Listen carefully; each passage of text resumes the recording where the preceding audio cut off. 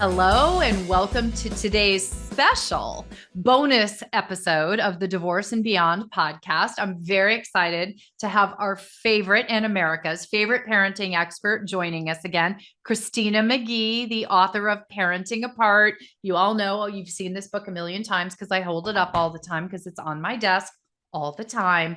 Christina has been with us 6 or 7 times before talking about everything that you need to know about parenting, co-parenting, supporting your children through divorce, having a healthy child-centered divorce, or a child-centered divorce for a healthy experience for your children, or as healthy as it can be. And today I asked Christina to come back because as we head into the holiday season, we just thought it was important to have a conversation about the hard parts, right, Christina? This is tough stuff, everyone. We get it. We've been doing this and working with you and working with parents and supporting kids for decades now. And there's something about this time of year that is just that nth degree harder when it comes to talking about what we're going to do, how we're going to handle the holidays. So Christina very generously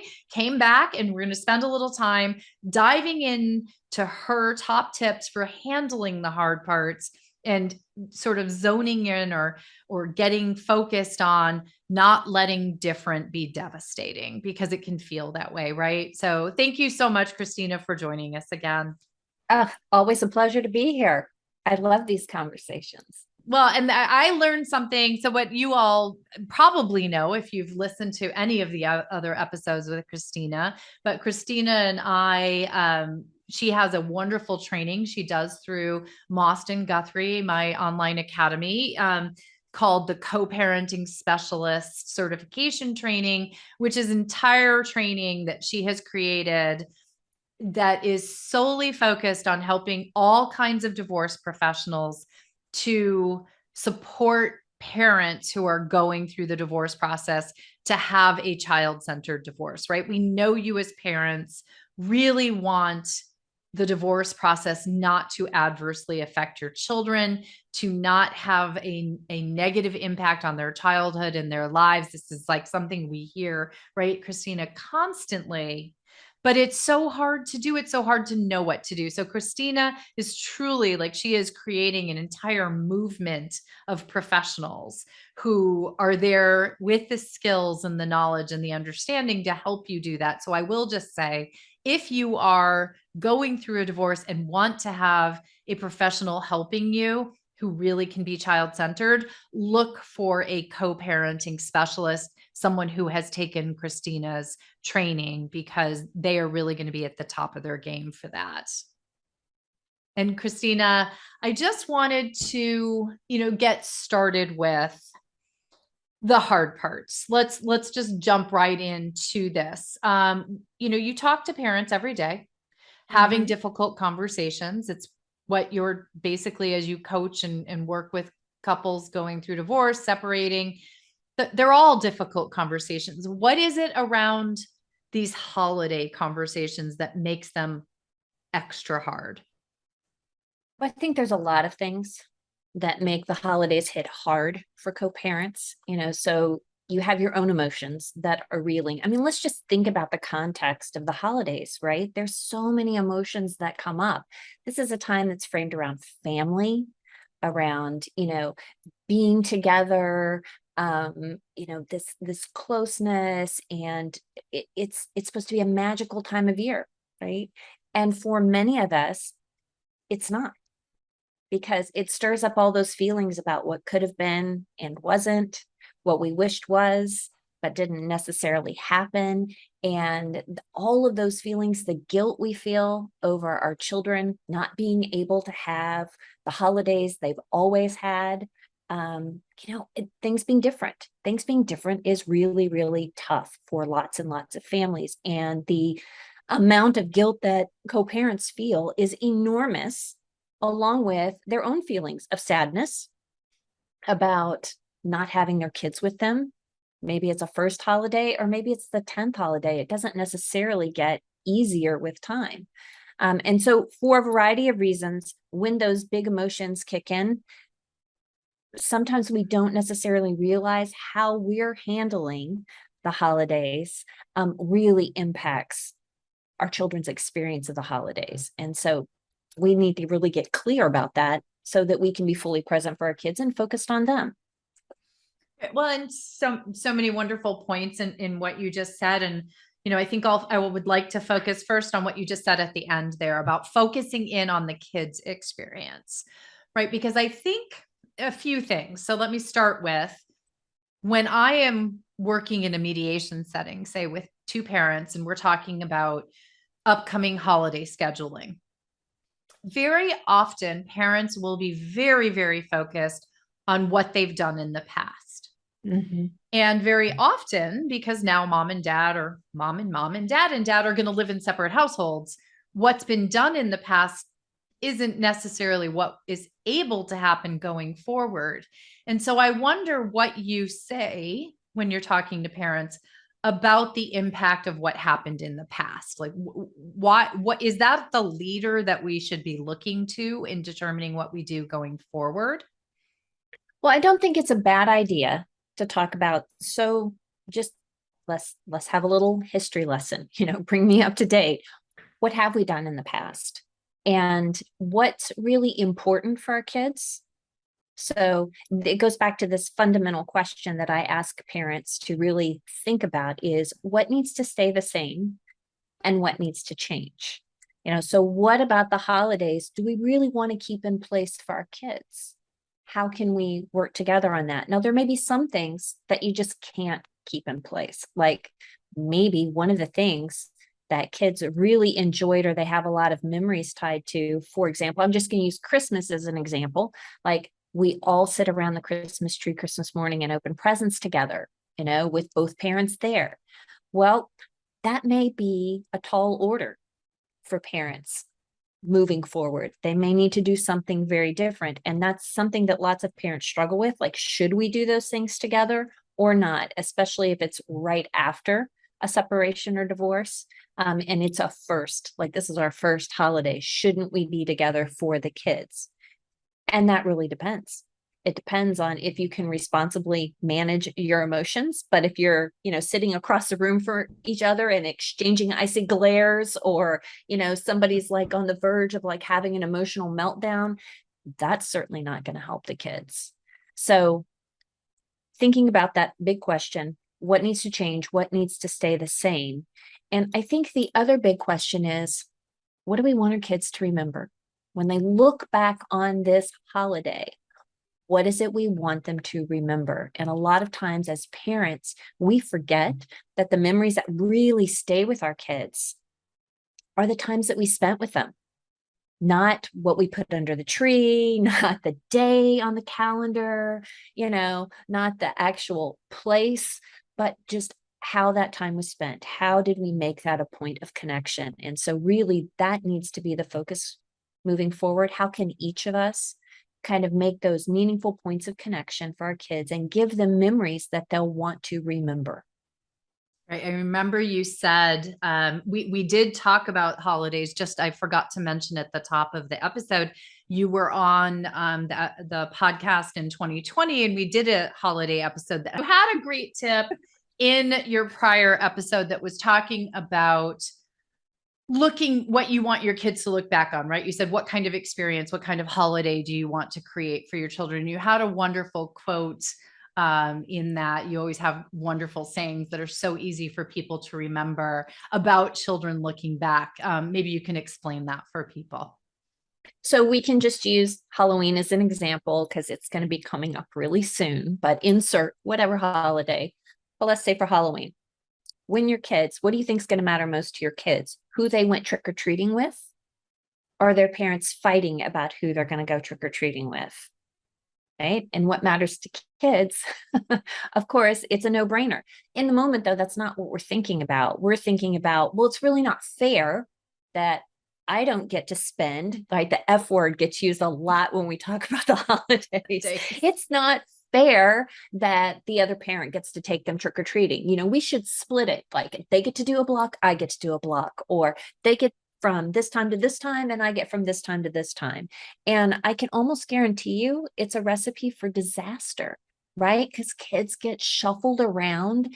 And when we really get connected to this idea of what's fair for us as parents, what we forget is how it feels for kids. And kids feel like a commodity, right? Their time is the hours and minutes of their little lives are just getting kind of piecemeal together to keep everybody, like to keep parents happy. And in the process, they stop focusing on what actually feels okay for them, and they focus more on what feels okay for their parents. And that tendency doesn't go away. Kids continue to carry that with them well into adulthood, as we know. Yes. Well, and let me just insert one of the reasons we know that is Christina is one of the producers of the upcoming Split the Teen Years film. Now, Ellen Bruno, the filmmaker who's creating the second film with Christina, was on the podcast last year talking about the original Split, but now there's a sequel coming, folks, and we'll have Christina and Ellen on in the first quarter of 2023 to talk about the new film. But one of the takeaways from that we found out is exactly what you're talking about there, Christina, right? When parents are super focused on fairness around splitting up their children's time, it actually trickles down into how children feel about their time. And they feel that they have to be fair in how much time they spend with each parent. So it actually adds stress and anxiety and a spreadsheet mentality for your kids, right? There's one young lady who actually says that. Oh, she does. Yes. Olivia talks about, she views her time with her family members like a pie chart, 25% here, 25% here. Did I do it equally? Did I do it fairly? Gosh, what a burden for kids to have to carry around. Now, the thing is I don't believe parents are intentionally wanting their children to be burdened with this. It's just a byproduct, right, of us not being aware of all this stuff that kids are navigating behind the scenes. And there's tons. There's so much that doesn't make it on our parenting radar that kids are dealing with on a day-to-day basis. And so that's why I think films like Split and Split Up the Teen Years are so incredibly powerful, because they pull back the curtain on some of those unspoken worries and struggles and really help parents get a clear perspective and vision for what this experience truly feels like for their kids and some of the things that they are really concerned about. Yeah. And I think that's, I have to say, I do want to emphasize, I 100% agree with you. Parents, when they are focused on that fairness, they absolutely, I don't think, have any intention of putting something on their children, right? But I found it incredibly impactful as an adult myself, who has thought in my mind, oh, it's not fair. They spent 6 hours over there and they only spent 3 hours over here, or something like that, right? We are human beings, and we love those little people, and we want those little people to be with us. And it feels like a loss, right? It feels like we are losing something. What I hope can help us do what's best for the children is to sort of turn that around and look at their experience, starting to look at things through their eyes, much as the film helps you do. Bella Duncan, who I know you know, A Kid with Two Homes, she did that wonderful episode on the podcast with me where she talked about something that I had never thought about for kids, in the what it feels like to go between two households, and how she felt like she'd lost a lot of her personal downtime as a child, because every time she shifted between her two parents' households, there was such excitement on the part of the parent whose home she just got to, because they hadn't seen her for a few days. They were so excited to see her that they had that instant, like, oh, I've got a lot of plans and we're going to do this. And it's tell me all about what's happened. And she said, and it was wonderful. And I felt loved. And I also felt like I was never alone. And I never had my time just to decompress and be a kid at times. Right. So that's, there's something to that, putting ourselves into our children's shoes, that I think can be helpful, but that can also be incredibly difficult for parents in this moment of time where everything, by the way, most parents are exhausted by this point, right? Like most of the people who are listening right now have been arguing over plates, dishes, who's going to pay off the car loan. And now we're talking about where the kids are going to be for Thanksgiving, for example. So how do you set up these conversations so they can be productive, so that they can hopefully be heard by your co-parent in a way that the two of you can really bring your kids to the center of this conversation? Well, I think the first step, I'm going to circle back to a point I know I've mentioned before, and that is it starts with you, right?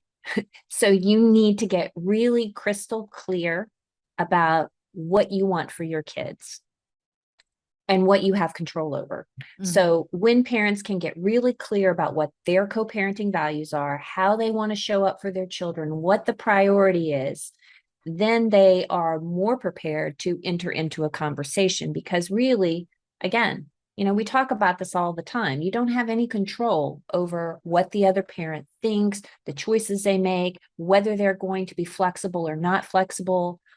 The only part of the equation you do have control over is you. And so if you approach this conversation with, I want to give my kids memories that they want to remember. I want to make the holidays about meaningful connection and not the dates that are on the calendar.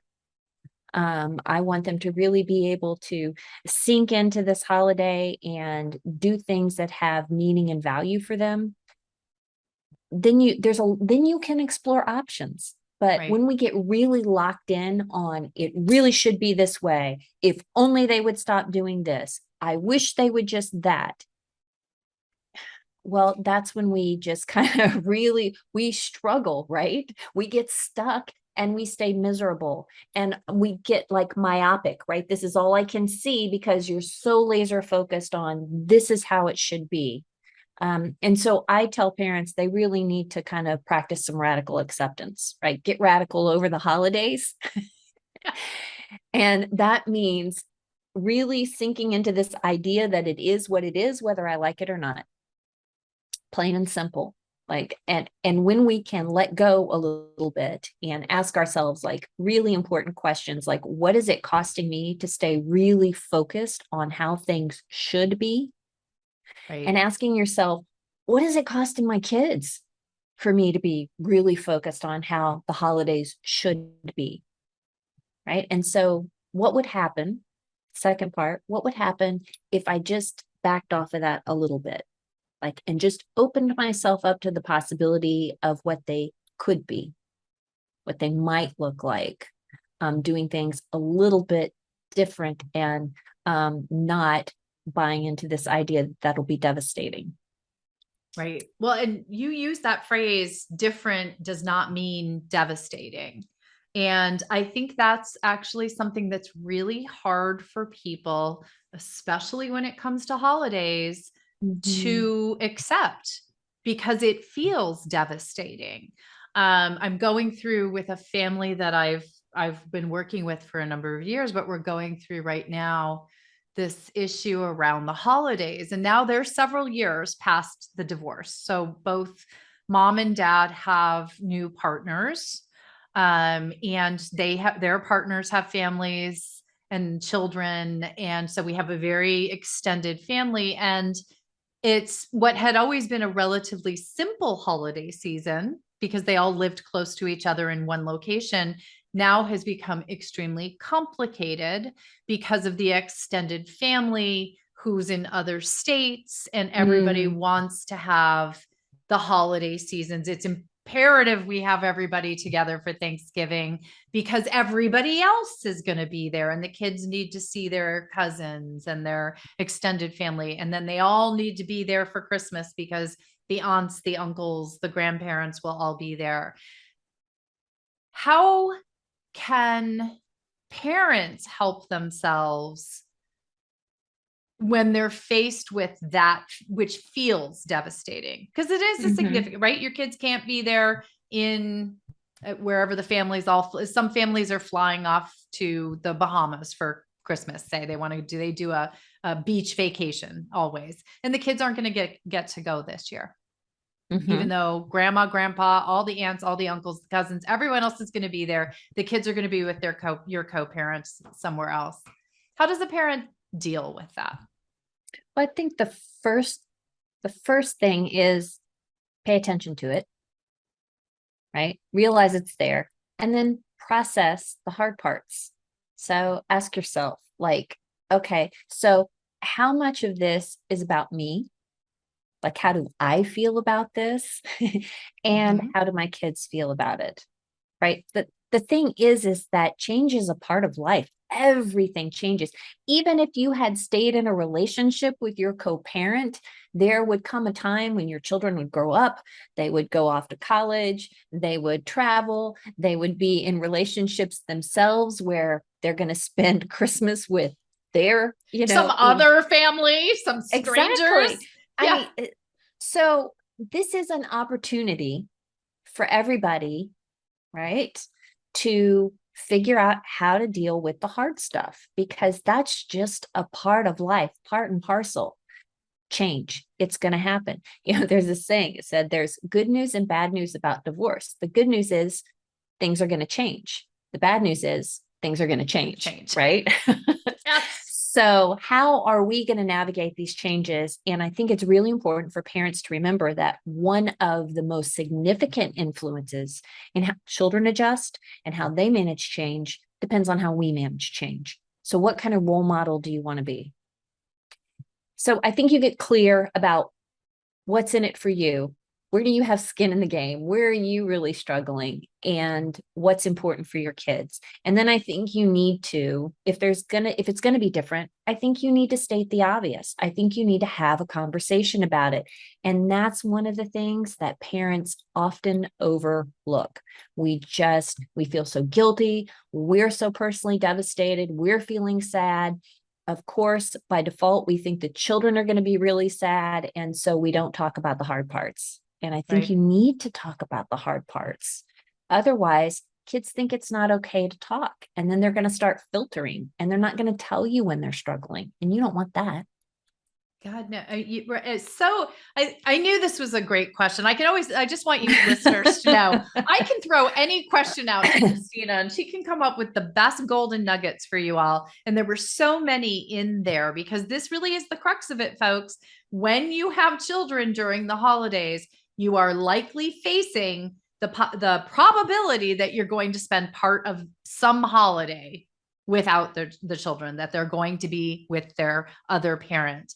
And there were so many wonderful tips in there for how you can, it's a mindset shift in so many different ways. And it's coming at this from the different perspective and recognizing the opportunity. I love everything that you said in this.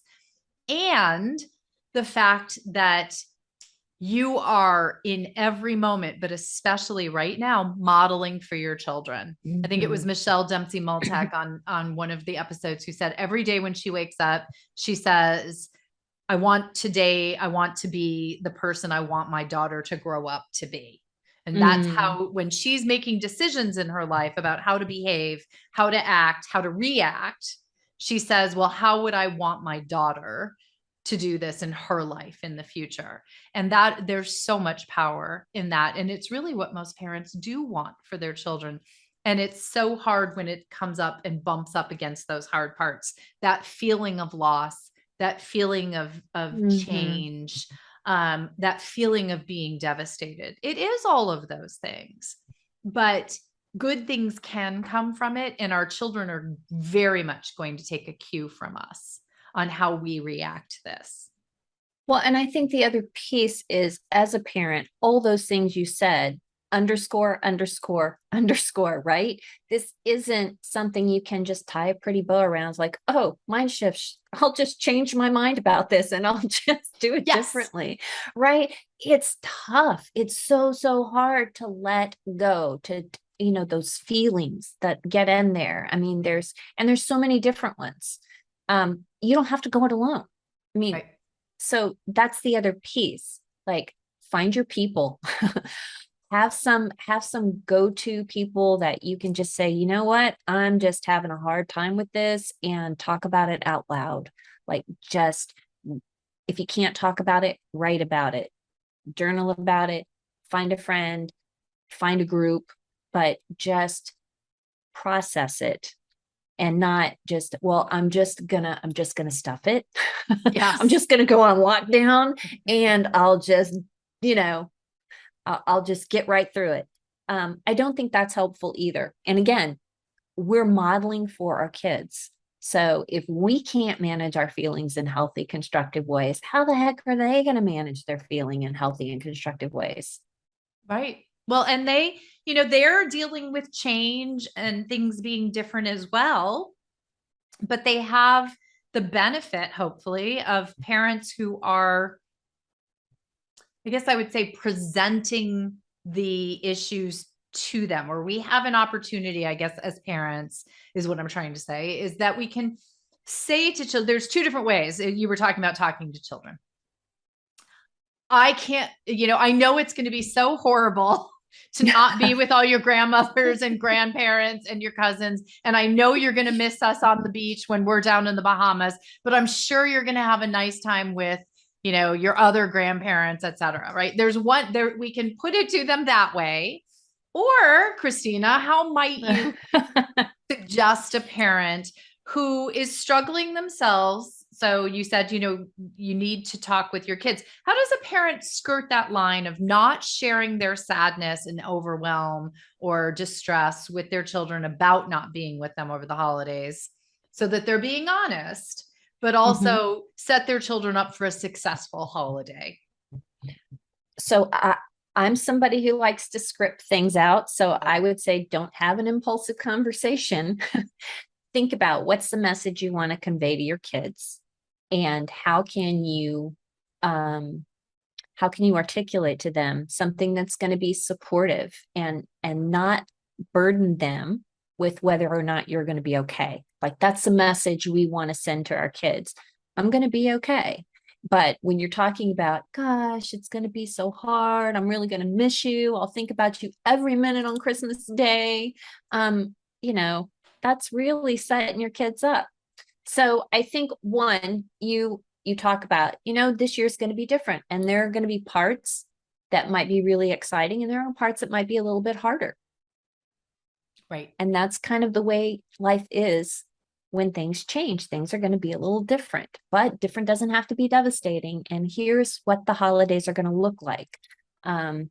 So I think you can be authentic and say, it's going to be a little hard. Yeah, I am going to kind of miss it. We're not going to all be around the Christmas tree. And I also know that we have an opportunity, right, to have a different Christmas, but it can be meaningful. And more than anything, I want you to really enjoy your time with your other parent. And so let's then help give kids tools for having that good time. So for very young children, sometimes I will recommend that parents do things like create a little share envelope or a share box that kids can take with them on their holiday. And if there are things that they want to share with their other parent, they can put them in their little box. Oh, how cute. And so when they come back, you can open the box together and tell me all about your time with mom. Tell me all about your time with dad. If I had a co-parent one time who was really distressed because all of his relatives were coming in for Thanksgiving, and mom wasn't going to budge on the schedule. And this was like his parents who had been around, they were aging and didn't know when the kids were going to get to see them again. And he was just really, really upset. And so we talked about different options. And one of the things that he thought about doing was making a video and interviewing all the people that were going to be at the gathering so that when his kids were with him, he could sit down and share that with them. Right. So we open ourselves up to options when we kind of let go a little bit. I think the other really important part that all parents need to pay attention to is to validate your children's feelings, because kids may feel really sad. It may be very disappointing for them to hear that not everybody's going to be around the Christmas tree on Christmas morning. And to say, yeah, I get that. You know, there are a lot of kids, we go big, right? There are a lot of kids who have parents that split up that sometimes find that hard, you know, when things are different. And it makes sense that you might feel that way. Yeah. Yeah. Well, these are our mediator skills that are getting brought out to, or my mediator skills, because we're validating for children, for anybody, you know, validate this for yourself. This goes back to what you were saying earlier. Absolutely accept and acknowledge that this is really difficult stuff. And these are hard choices and hard decisions and hard situations. You're talking about that one client whose, you know, elderly parents were coming in, and the other co-parent would not budge. That's going to happen. You know, there are going to be times where it does not always work out to have parenting time be 100% the way that we want it when you're sharing it between two households. But I love the opportunity that parent turned that into. Think of how much fun that could be and how exciting for the children when you're doing Hanukkah in January or whatever it might be, but you've taped, you know, the lighting of the menorah with the family and everybody gone around the room. Think about how wonderful that can be in that moment for your children. It's different, but the love that comes through and the family and the connection, well, different, is still love, family, and connection. Right. And making the most of the time you have. Yeah, I love that idea. And, you know, the one other thing I'm wondering for your kids, you were talking about giving them the skills and tools for them to weather, you know, the differences and all that. And I'm just wondering, you know, what would you suggest, or how would you suggest a conversation might go if you're talking to your children and they're worried about leaving you alone during the holidays while they go off to the other parents, or they don't want to, they want to stay home for the holiday. But the reality is it's time to go over to their co-parents' home. So I think, again, we talk about the hard stuff, right? I get this feels really big for you. And it sounds like you're going to be a little bit sad, or you're a little worried. Let's talk about what's your big worry, right? So find out what that, because a lot of times when kids are presenting things to us, what they're presenting on the surface is the surface, right? And there's lots of other stuff underneath it. So we need to get curious, and instead of taking it at face value, just say, oh, can you tell me, like, what's your big worry, right? And then listen to that worry. And then together, after you've kind of validated that feeling, you can move into problem solving. I think it's also important for kids to hear a very clear message that, yes, this is hard, and I'm going to be okay. And one of the things you need to know is that you don't have to worry about taking care of my feelings. That's my job. And your job is taking care of your feelings. And I really appreciate that you love me so much that you're worried. And this will be different, and it might be hard, but we're going to get through it together. And I'm going to be okay, and you're going to be okay. And we can handle hard things. We can handle hard things. Yeah. That's going back to the hard parts, right? Holidays and the hard parts. We can handle hard parts. A lot of it comes down to awareness of what you're, you know, being aware, calling it out, naming it, being transparent about what's happening, and learning to accept, you know, that change is going to happen. And it's not an easy thing. You know, we always say this, well, accept, let it go. If people, I know many people who get very irritated when someone says, oh, just let it go. It's hard. It's hard. That's why we're calling it the hard parts. It is, but there's key words that you and I have talked about before, because I had some beef with this whole idea of radical acceptance as well. The two words that were game changers for me were for now. For now, this is the way it is. Doesn't mean it'll be this way forever, but this is the way it is right now. And so we're going to deal with what we've got and try to figure out, how we're going to handle it. Because really, there's basically two kinds of problems in the world: problems you can fix and problems you can't fix. And just because you can't fix or change something doesn't mean you can't learn how to handle it. And that's an important concept for your kids to learn, because it will serve, it's a life skill that they will use throughout their lives. Right. Because frankly, you can cushion their lives to a certain extent, but in some ways you're not doing them any favors, because we are all going to hit things in life that we just have to deal with and that we just have to radically accept in certain ways for now. I like that. It's what we have to accept for now. And the reality of your holidays and the reality of the situation you find yourself in today as you listen to this podcast is very likely going to be very different from the reality you find yourself in tomorrow, next week, a year from now, 8 years from now, 20 years from now. So that for now is probably one of the biggest golden nuggets in this episode, Christina. So thank you. You always wrap them up so beautifully. So let's make sure I will put in the show notes, obviously, links to the book, to all of your prior podcast episodes, but tell people the best way to get in touch with you, find out more about you, work with you. Yes. So you can always find me at divorceandchildren.com, divorceandchildren.com.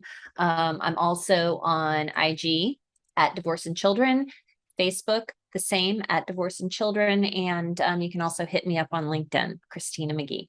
She's everywhere. And if you can't find her, get in touch with me, because the poor woman is on my speed dial. So I can always find her for you. Well, Christina, another fantastic episode for our parents who are really, sort of going into that holiday season, dreading the hard parts. I think there's a lot of tips in here that are going to help people manage the hard parts, not necessarily make them go away. There's no magic wand that comes with the book or comes with the law degree or comes with anything that we have. But the words of wisdom from someone like Christina, honestly, folks, they will change your life. They will change your perspective. And what we truly want is to change your children's experience of your divorce, of your separation, and their future. So thank you again. Oh, my pleasure. Thanks so much.